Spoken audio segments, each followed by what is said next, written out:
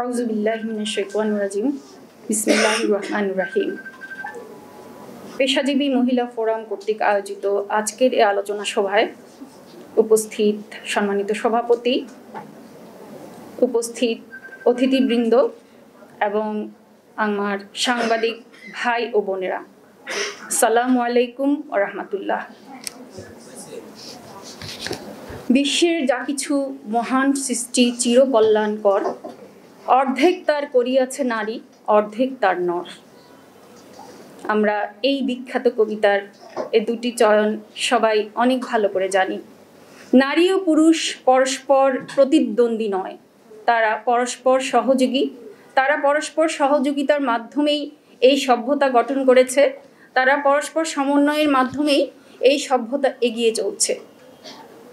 প্রিয় ভাই ও বোনেরা, ইসলাম নারীকে এমন মর্যাদা দিয়েছে, পতিত অবস্থা থেকে নারীকে এমন পজিশনে স্থান দিয়েছে যেটা অন্য কোনো সভ্যতা আসলে দেয়নি। 1400 বছর পূর্বে নারী জাতিকে কন্যা হিসেবে, মাতা হিসেবে, স্ত্রী হিসেবে যেই আসনে অধিষ্ঠিত করেছে, যেটা আসলে কেউ পূর্বে কল্পনাও করতে পারত না। আমরা দেখেছি গ্রিক এবং রোমান সভ্যতায়, আমরা দেখেছি ইউরোপের সভ্যতায় নারীকে কি হিসেবে বিবেচনা করা হতো। নারীকে বলা হয়েছে নরকের দ্বার। নারীকে নিয়ে বলা হয়েছে যে তার আত্মা আছে কিনা সেটা রিসার্চেবল, অর্থাৎ তার মধ্যে আসলেই প্রকৃত অর্থে আত্মা আছে কিনা।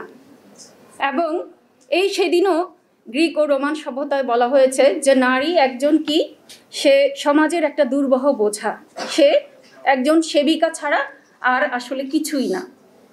এবং একজন পিতা ইচ্ছে করলে তার সন্তানকে সহজেই বিক্রি করে দিতে পারত তার ইচ্ছার বিরুদ্ধে। এই অবস্থায় ইসলাম কিন্তু নারীকে একটা সম্মানজনক মর্যাদা দান করেছে। ইসলাম নারীকে বলেছে আল্লাহর একটা সম্মানিত সৃষ্টি, এবং আমল ও মর্যাদার দিক দিয়ে নারী পুরুষের মধ্যে আসলেই কোনো পার্থক্য নেই। নারী যা অর্জন করবে তা তার, পুরুষ যা অর্জন করবে তা তার। সূরা নাহলে 97 নম্বর আয়াতে আল্লাহ রাব্বুল আলামিন বলেছেন, নারী বা পুরুষ যাই হোক না কেন, যে ভালো কাজ করলো সে যদি ঈমানদার হয় তাহলে আমি তাকে একটি পবিত্র জীবন যাপন করার সুযোগ দিব, আর যে উত্তম কাজ সে করেছিল আমি তাকে তার উত্তম পারিশ্রমিক দিব। তাই ইসলামে নারী যে আমল করবে তার আমলের পরিপূর্ণ প্রতিদান দেওয়া হবে, তাকে কোনো রকম এক্ষেত্রে বঞ্চিত করা হবে না বা অমর্যাদা করা হবে না। প্রিয় ভাই ও বোনেরা, নারী পুরুষ উভয়ে মিলেই আসলে সভ্যতা। সূরা তওবার 171 নম্বর আয়াতে আল্লাহ সে কথাটি দ্ব্যর্থহীন ভাষায় বলে দিয়েছেন। আল্লাহ রাব্বুল আলামিন সূরা জারিয়াতে বলেছেন যে আমি নারী পুরুষকে জোড়ায় জোড়ায় সৃষ্টি করেছি। এই জোড়ায় জোড়ায় সৃষ্টি করার মাধ্যমে সৃষ্টির একটি মাহাত্ম্য প্রকাশ পায়। প্রিয় ভাই বোনেরা, আমরা দেখি পৃথিবীর সব কিছুই কিন্তু জোড়ায় জোড়ায়, উদ্ভিদ জগৎ, প্রাণী জগৎ সব কিছুই কিন্তু জোড়ায় জোড়ায়। কেন? একটা উদ্দেশ্য সাধনের জন্য, বংশ বিস্তারের জন্য, পারস্পরিক নির্ভরশীলতার জন্য। এটা কিন্তু কোনো বিভাজনের জন্য নয়, এটা কিন্তু পরস্পর কোনো প্রতিপক্ষের জন্য নয়, একটা বিশেষ উদ্দেশ্য সাধনের জন্য এই জোড়ায় জোড়ায় সৃষ্টি করা হয়েছে। ইসলাম নারীকে এই নারী পুরুষের সমন্বয়ের মাধ্যমে এমন সভ্যতা নির্মাণ করেছে যেই সভ্যতায় নারী আসলে অনেক উচ্চাসনে অধিষ্ঠিত। রাসূল সাল্লাল্লাহু আলাইহি ওয়াসাল্লাম প্রতিষ্ঠিত যে সমাজ আমরা দেখি, যেখানে কন্যা সন্তানকে জীবিত কবর দেওয়া হতো, এবং কারো যদি কন্যা সন্তান হয় তার চেহারা মলিন হয়ে যেত। সেই অবস্থায় রাসূল সাল্লাল্লাহু আলাইহি ওয়াসাল্লাম কন্যা হিসেবে, নারী হিসেবে এত মর্যাদা নারীকে দিয়েছেন যে সেই সময়ে যারা কিছুদিন পূর্বে কন্যা সন্তান জীবিত হত্যা করত, তারা কন্যা সন্তানের দায়িত্ব নেয়ার জন্য পরস্পর প্রতিযোগিতা শুরু করে দিয়েছিল। যখন উহুদের যুদ্ধ হয়, সেই উহুদের যুদ্ধে হযরত হামজা রাদিয়াল্লাহু তাআলা আনহু শহীদ হন। উনার যে কন্যারা রয়েছে সেই কন্যার দায়িত্ব নেয়ার জন্য 3 জন সাহাবী প্রতিযোগিতা শুরু করে দিল। অর্থাৎ যেখানে তারা আগে কন্যাদেরকে অপমানজনক মনে করত, সেখানে তারা তাদের দায়িত্ব নেয়ার জন্য নিজেদের পক্ষে সাফাই গেয়ে নিজেদের আত্মীয়তার দোহাই দিয়ে প্রতিযোগিতা শুরু করে দিল। রাসূল সাল্লাল্লাহু আলাইহি সাল্লাম এমন সমাজ তৈরি করে দিয়েছিলেন যেখানে বিধবা থেকে শুরু করে তালাকপ্রাপ্ত নারী এবং স্ত্রী হিসেবে সবাই তার যথাযথ অধিকার পায়। রাসূল ইসলাম কি বলেছেন যে সবচেয়ে উত্তম সাদাকা হচ্ছে সেটাই, যে কারো কোনো কন্যা বিধবা হলো এবং তালাকপ্রাপ্ত হলো, সে যখন তার বাবার সংসারে বা ভাইয়ের সংসারে ফিরে আসে তখন তাকে সম্মানের সাথে গ্রহণ করা হবে। সুবহানাল্লাহ। এবং রাসূল ইসলাম এটাও বলেছেন কারো যদি 3টি কন্যা সন্তান থাকে এবং সে তাকে উত্তমভাবে মানুষ করে, তাকে ভরণ পোষণ দান করে, তাহলে রাসূল সাল্লাল্লাহু আলাইহি ওয়াসাল্লাম হাত দিয়ে দেখিয়েছেন এভাবে যে আমি এবং সে জান্নাতে একসাথে থাকব। সুবহানাল্লাহ। এবং নারীকে মা হিসেবে 3 গুণ বেশি মর্যাদা দেওয়া হয়েছে, যেখানে বাবাকে দেওয়া হয়েছে একবার। প্রিয় বোনেরা, তাই ইসলাম নারীকে কতটা সম্মানিত করেছে আমরা দেখতে পাচ্ছি। আর যেখানে সব ধর্মেই বলা হচ্ছে যে নারী হচ্ছে নরকের প্রবেশদ্বার, নারী হচ্ছে গোপন পাপের প্ররোচনা দানকারী, সেখানে ইসলাম নারীকে এইভাবে মর্যাদা দান করেছে।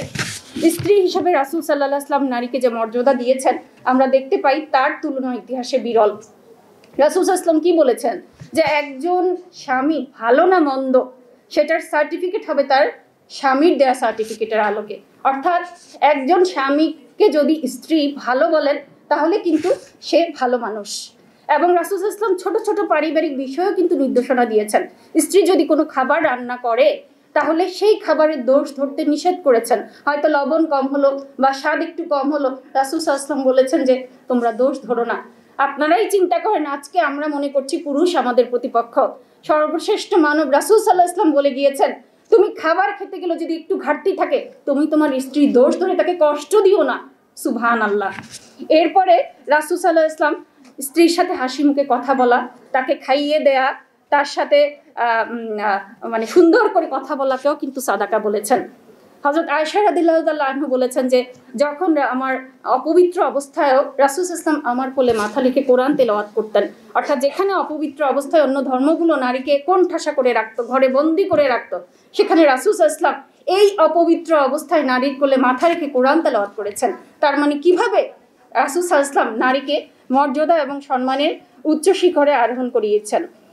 আজকে আমরা দেখতে পাই নারী কমিশনের যে সুপারিশমালা, সেখানে নারীর যে সেবা, পারিবারিক বন্ধন, এটা নস্যাৎ করার জন্য নারীর কাজকে অবৈতনিক বলা হচ্ছে, অপ্রাতিষ্ঠানিক বলা হচ্ছে।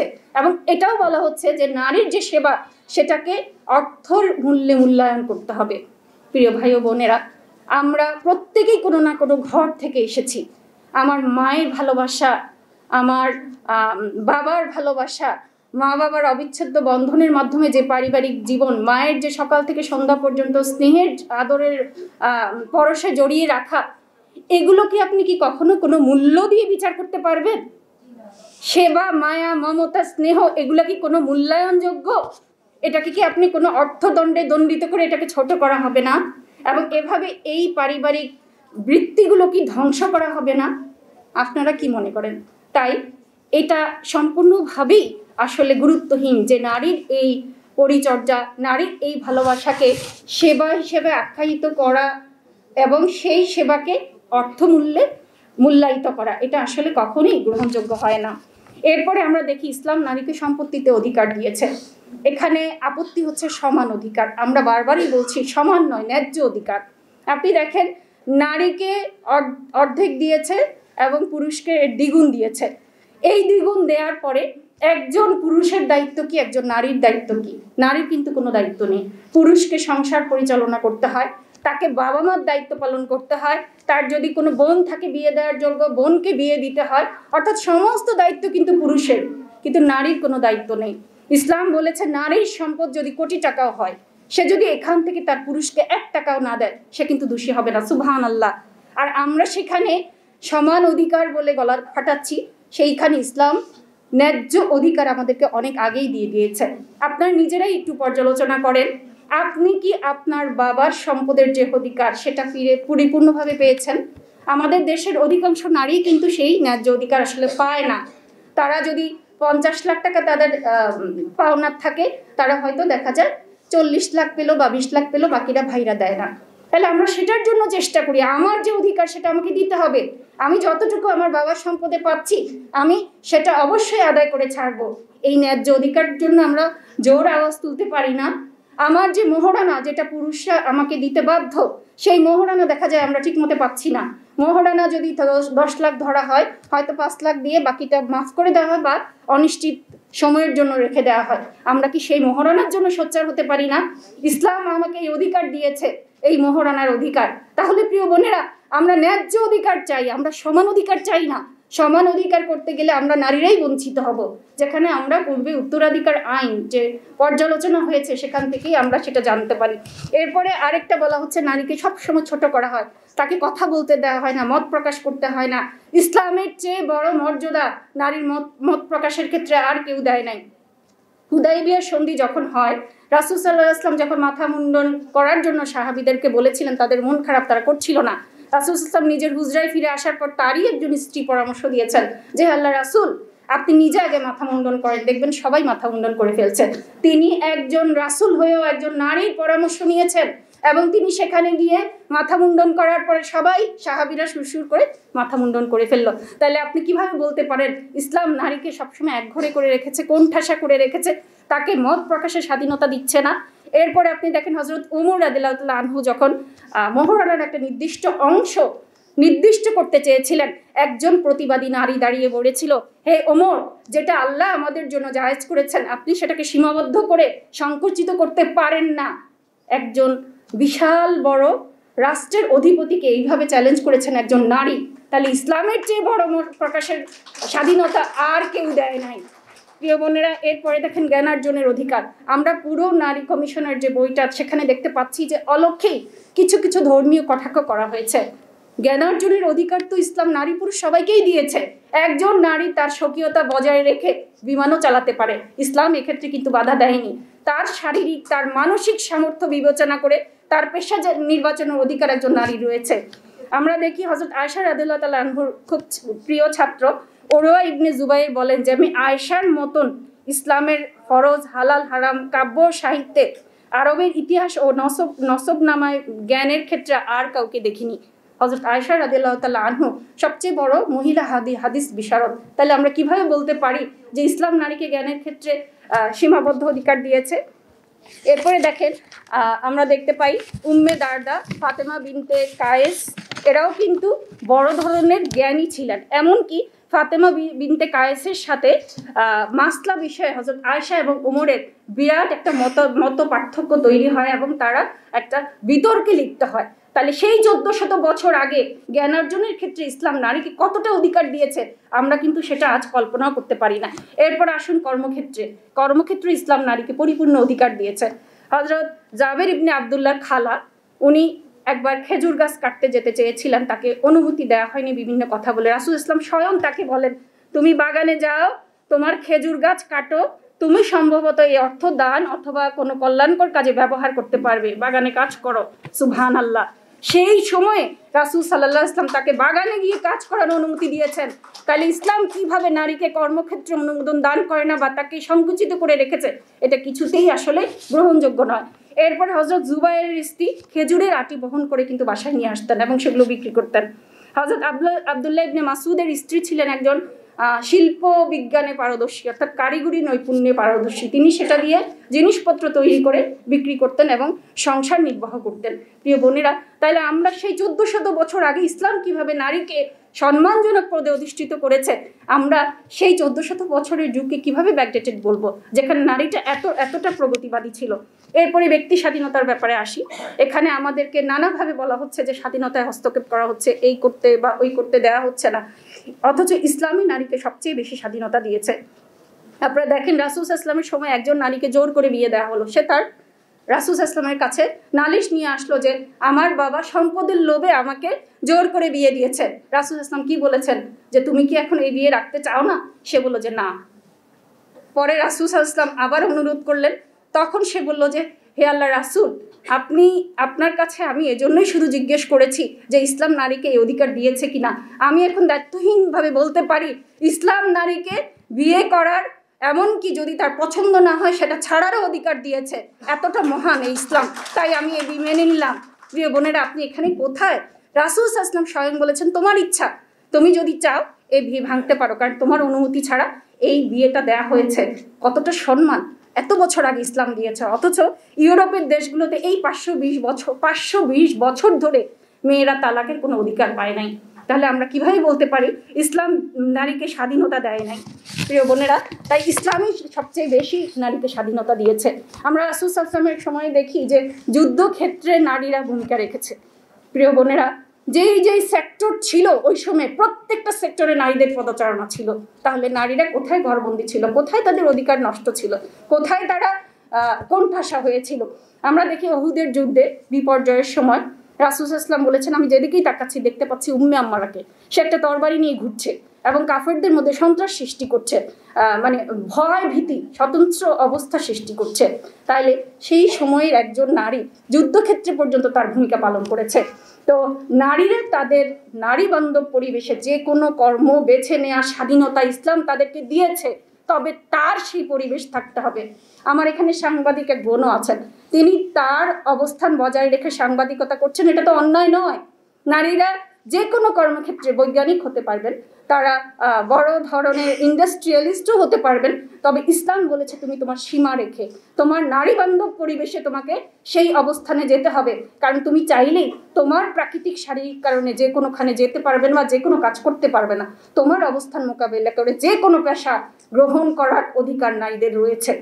আমরা নারী কমিশনের একটা বিষয় যে যৌন কর্মীদের পেশা হিসেবে স্বীকৃতি, এটা কি আসলে আপনাদের কাছে মনে হয় যে কোনো পেশা? এটা পেশা হিসেবে স্বীকৃতি দেওয়ার মাধ্যমে নারীদেরকে অপমান করা হবে না? একজন যৌনকর্মী একজন অন্য পেশাজীবীর সাথে একই কাতারে থাকবে, এটা কি তাদেরও অপমান নয়? এটা একটা অমানবিক পেশা। কোনো নারী স্বইচ্ছায় নিজে ইচ্ছে করে এই পেশায় যাবে না। আপনারা কি মনে করেন কোনো মেয়ে তার এই অপমান ইচ্ছে করে করে? আমাদের দেশের 80% নারী তারা কোনো না কোনো ষড়যন্ত্রের শিকার হয়ে এই পেশায় আসে। হয়তো 10% বা 5% তারা নিজেদের লালসা চরিতার্থের জন্য এলিট প্রস্টিটিউট যেটা আমরা বলি তারা হয়তো সেখানে গ্রহণ করে। তাই এই যৌনকর্মীদের পুনর্বাসন করতে হবে, বিকল্প পেশা দিতে হবে। আমাদের জোর দাবি তাদের পেশাকে স্বীকৃতি নয়, তাদের পেশাকে বিলুপ্ত করতে হবে, তাদেরকে সম্মানজনক একটা পেশা দিতে হবে। তারা আমাদের নারী শ্রেণী, তাদেরকে আমরা অপমানিত হতে দেখতে চাই না, তাদেরকে লাঞ্ছিত হতে দেখতে চাই না। তারা আমাদের মায়ের জাতি, কেন তারা এরকম অপমানজনক একটা পেশা গ্রহণ করবে? তাই আমাদের এই আলোচনা সভা থেকে আমরা জোর দাবি জানাচ্ছি, যৌনকর্মীদেরকে কোনো সম্মানজনক পেশায় উপযুক্ত ভর্তুকি দিয়ে উপযুক্ত সমস্ত সহায়তা করে তাদেরকে পুনর্বাসিত করা হোক। আমরা এক্ষেত্রে একমত। আর আরেকটা কথা আমার কাছে মনে হয়েছে যে নারীদেরকে মানে তাদেরকে এখানে বিভিন্ন রাজনৈতিক ক্ষেত্রে তাদেরকে প্রতিষ্ঠিত করার কথা বলা হয়েছে, রাজনৈতিক বিভিন্ন কর্মসূচি এবং বিভিন্ন সংস্কারের কথা বলা হয়েছে। আমার কাছে মনে হয়েছে এই বিষয়টা সম্পূর্ণ রাজনৈতিক। নারী কমিশনের সম্ভবত এক্ষেত্রে হস্তক্ষেপ করাটা ঠিক নয়। আমাদের নিজস্ব নারীর বিষয় সংক্রান্ত যে বিষয়গুলো রয়েছে আমরা সেখানেই অবস্থান করার চেষ্টা করি। আর আরেকটা বিষয়, এখানে নারীদের তাদের স্বকীয়তা তাদের সম্মানকে অনেকটা ক্ষেত্রে প্রশ্নবিদ্ধ করা হয়েছে। পারিবারিক জীবন সামাজিক মূল্যবোধগুলোকে প্রশ্নের সম্মুখীন করা হয়েছে।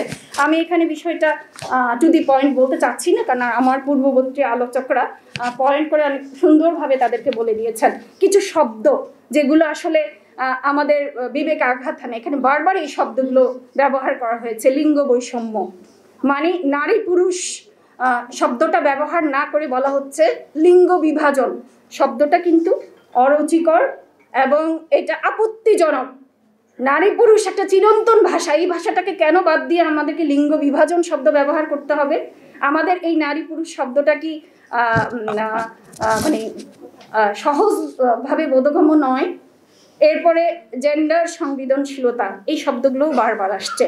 এরপর আরেকটা এখানে আমরা দেখতে পাচ্ছি 4 অধ্যায় 4.1 অনুচ্ছেদে পরোক্ষভাবে ট্রান্সজেন্ডারের কথা বলা হয়েছে।